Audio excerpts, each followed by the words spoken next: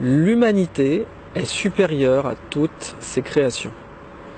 En tant qu'humain, et tout humain est ambassadeur de l'humanité, ça tu le trouves dans toutes les religions abrahamiques, qui tue un humain tue l'humanité tout entière. Un humain est ambassadeur de toute l'humanité. Si un humain déconne, c'est au nom de toute l'humanité qui déconne. Si un humain fait le bien, c'est au nom de toute l'humanité qui fait le bien. Un humain est donc beaucoup plus grand qu'une université. Nous, on est dans une période où on a inversé les valeurs proprement, où on se dit je suis grand parce que j'ai l'étiquette, par exemple, d'une grande école. C'est faux. Les grandes écoles sont grandes parce qu'elles m'ont comme élève. Moi, l'humain. Ce qui fait la grandeur de ces grandes écoles, ce sont les humains qui les ont créées et les humains qui les font vivre.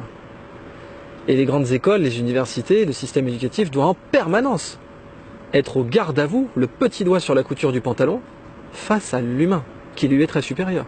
Un humain peut créer une université ne créera jamais un humain. Mais des grands penseurs comme Richard Francis Burton ont dit dans le cours de l'humanité, chaque vice a porté la couronne de la vertu, et chaque vertu a été bannie comme un péché ou un crime.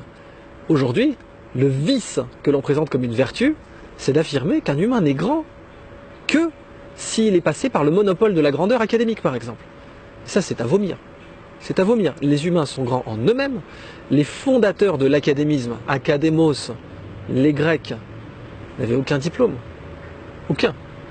Et c'est eux qui ont créé cette entité dont prétend s'inspirer le système éducatif actuel. Isaac Asimov avait parfaitement compris ça, et avant lui René Guénon, qui parlait du règne de la quantité, et qui disait que l'humain, son essence d'humanité relève de la qualité, pas de la quantité, et que quand l'humain s'enferme dans la quantité, il castre son humanité, ni plus ni moins. Ce qui est, si tu veux, il est normal de s'attendre à ce que l'humain castre son humanité dans un monde industriel, puisque le monde industriel est par essence normatif. Et, basé sur les notes et le classement. Donc il est tout à fait normal, et notamment sur la conformité en fait. Alors, le monde industriel est basé sur la conformité. C'est lui qui va créer les standards, il va les créer pour les pièces, les écrous, les boulons, les mécanismes, et puis finalement les humains. Et l'éducation, c'est juste ça, c'est du ISO 9001 que tu appliquerais d'habitude à un écrou et que tu appliques à un humain.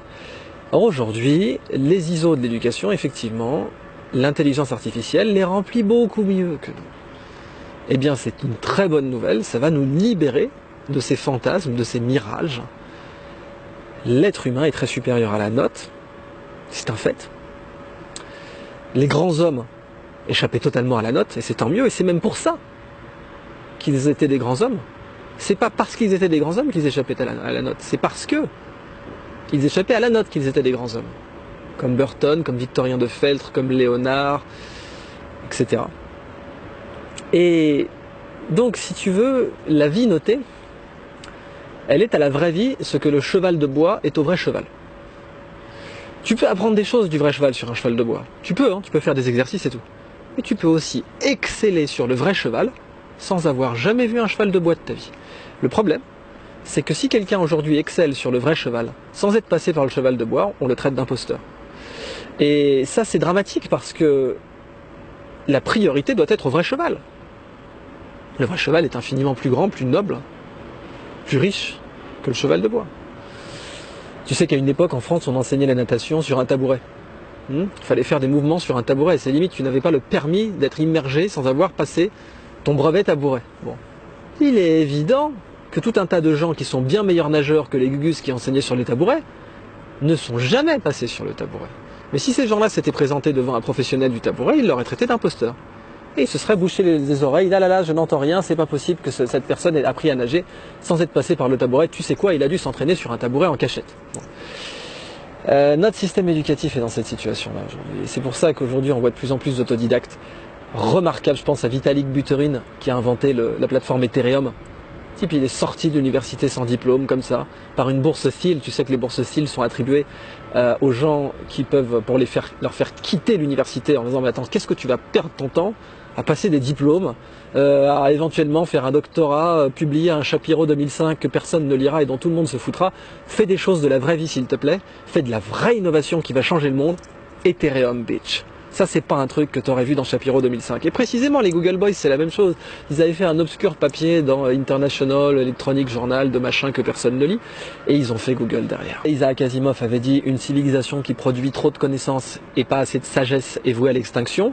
Il a tout à fait raison. En fait, on produit jamais trop de connaissances. C'est seulement, on produit trop de connaissances si et seulement si on produit pas la sagesse qui va avec. Là, on risque de se faire péter la tronche. Imagine si Louis XIV avait eu la bombe atomique. Heureusement qu'il ne l'avait pas. Le rapport sagesse-technologie, sagesse-levier, c'est pas pour rien qu'Archimède était aussi un sage. Quand il te disait donnez-moi un levier assez long et un bon point d'appui, je soulèverai le monde, certes, mais Archimède était aussi un sage. Et ce ratio entre sagesse et connaissance, il est perdu aujourd'hui. On voit qu'en quelques années, la technologie explose dans plein de domaines, que ce soit l'édition du génome, que ce soit le hacking, que ce soit tout un tas d'autres technologies comme l'intelligence artificielle. Et la sagesse ne croit pas d'autant. Alors on va parler de principe de sagesse dans l'éducation avant de parler des choses concrètes comme par exemple le jeu vidéo. Et le principe de sagesse, il est tout simple. Si tu me permets de sortir un peu du cadre, j'en reviendrai tout à l'heure. Voici ma paire de chaussures, ok, hein, je touche 20% sur chaque paire vendue. Eh bien cette paire de chaussures là, j'espère qu'elle est bien dans le cadre. Hein.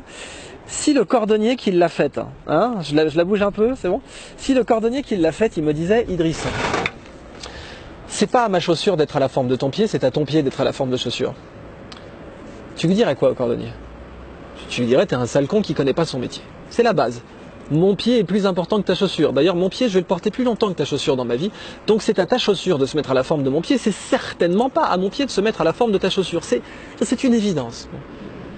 Mais cette évidence qu'on accepte pour notre pied, on l'accepte pas pour notre cerveau. On peut vivre sans pied. On peut pas vivre sans cerveau. Le cerveau est 10 fois plus important que le pied. Quelque chose qu'on n'accepte pas pour notre pied, on l'accepte sans problème pour notre cerveau. Pourquoi? Parce que le cerveau, notre perception en est immatérielle. On ne le voit pas dans nos mains, notre cerveau. Et l'être humain, envisager l'immatériel, ça lui demande toujours plus d'efforts. C'est quelque chose qu'il peut faire pour un très court temps. Dans la vie mentale d'un humain, l'immatériel, c'est quelque chose qui prend quelques minutes maximum. C'est très dur de rester sur de l'immatériel intellectuellement pendant plus d'une minute. Or, il y a un principe général, tout ce qui est difficile est impopulaire, tout ce qui demande un effort est impopulaire, et tout ce qui demande peu d'effort est populaire. C'est valable en politique évidemment. Et pour réformer les choses, c'est la même chose si tu veux. L'éducation, pour l'envisager dans toute sa complexité immatérielle, il faut faire un effort. C'est donc impopulaire. L'éducation du futur doit évidemment être à la forme de notre cerveau. Évidemment. La caméra qui me filme là par exemple, c'est un objet précieux. La boîte dont on se sert pour la transporter doit être à sa forme à elle et adaptée à elle. Adaptée au contenant précieux qu'elle contient. Enfin au contenu précieux qu'elle contient. Tu ne mettrais pas ta caméra dans un cajot à légumes parce que tu sais que la caméra est précieuse et que l'étui dans laquelle elle sera transportée doit être parfaitement à sa forme. Le cerveau est encore plus précieux que cette caméra. L'étui qui va contenir notre cerveau doit être taillé sur mesure au cerveau, parce qu'il va l'accompagner toute sa vie. Et donc notre éducation doit être taillée sur mesure au cerveau humain et à notre humanité. Au-delà du simple cerveau, si tu veux, notre humanité, notre identité. La bonne nouvelle, c'est que l'éducation a énormément à gagner. Elle va devenir beaucoup plus précise et excellente. C'est ce mot qu'on aime tant en France, excellence. Si on veut atteindre l'excellence, la vraie, pas l'excellence bidon pour les prospectus, la vraie excellence éducative, elle va s'atteindre quand l'éducation se taillera à la mesure de l'humanité. Et à chaque fois qu'on a fait ça, on a changé le monde. La révolution humaniste, le Bagdad du 9e siècle, la grande période de la Grèce classique, c'était des périodes où on envisageait le système éducatif à la mesure de l'homme. À chaque fois qu'on a fait ça, on a changé le monde pour des siècles. C'est précisément ce que nous devons faire aujourd'hui.